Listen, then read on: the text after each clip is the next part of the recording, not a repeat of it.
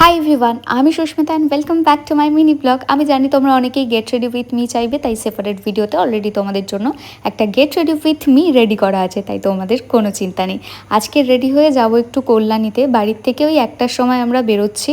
আর আজকে তো আমরা বাইক নিয়ে যাব। বাইরে বেশ রোদ আছে আজকে, জানো তো। যাব আমার পিসির বাড়িতে, একটু অনুষ্ঠান আছে তো সেখানেই। বাট কী অনুষ্ঠান সেটা তোমাদেরকে ডিটেলসে বলছি না, কারণ এই সব বিষয়ে আমি ভিডিও করতে একদমই পছন্দ করি না। একটা পার্টে হয়তো ভিডিওটা শেষ করতে পারবো না, তোমাদের সাথে দুটো পার্টে ভিডিওটা শেয়ার করব। আমাদের বাড়ি থেকে জানো তো এখন কল্যাণী যেতে খুব একটা টাইম লাগে না, একদম কম টাইমেই আমরা চলে যাই, কারণ এত সুন্দর একটা রাস্তা হয়ে গেছে।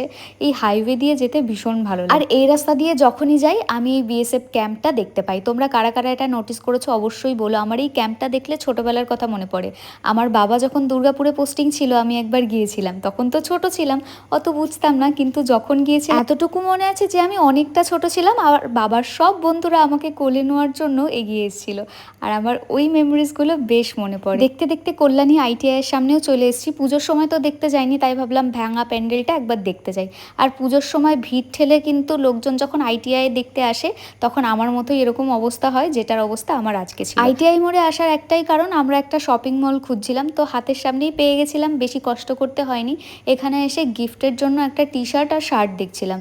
আর যথারীতি আসার পরে শুভরও কিছু পছন্দ হয়ে গেছে, তাই ও কিছু শপিং করে নিল। আর আমিও নিজের জন্য টুকটাক কিছু দেখছিলাম। বাট সত্যি কথা বলবো, আমি শপিং করাটা একটু স্টপ রেখেছি, কারণ আমার কাছে প্রচুর নতুন জামা আছে। এই ব্যাগগুলো দেখলাম, কোনটা ভালো লাগছে কমেন্ট সেকশনে জানিও।